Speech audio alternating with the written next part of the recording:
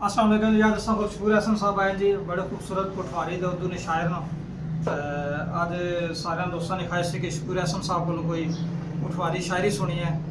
मैं शकूर हसन साहब की दावत देसा जी कि वो अपनी कोई पटवारी सुना के पटवारी शायरी जैसा कि महसूस करो जी। शकूर हसन साहब जी सारी मफताना आपको शुक्रिया जी। पटवारी गजल ने त्रै शेर ने कि संगियो आपको अल्लाह पैसी वाह वाह वाह संगियो आपको अल्लाह पैसी हथ भी सूरज मलना पैसी वाह वाह वाह वाह संगियो आपको अल्लाह पैसी हथ भी सूरज मलना पैसी ते हर पासा इस लोई नहीं खातर वाह वाह वाह हर पासे इस लोई नहीं खातर दियां आरुन बलना पैसी वाह वाह वाह जी वाह हर पासे इस लोई नहीं खातर ते दियां आरुन बलना पैसी ते जे तू तकड़ा उसकी ऐसन जे तू तकड़ा उसकी ऐसन कोई दूर ते चलना पैसी वाह वाह वाह दूर ते चलना पैसी जे तू तकड़ा उसकी ऐसन कोई दूर ते चलना पैसी